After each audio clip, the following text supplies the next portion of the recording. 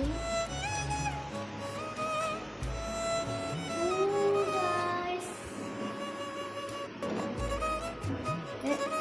Taste നോക്കാം.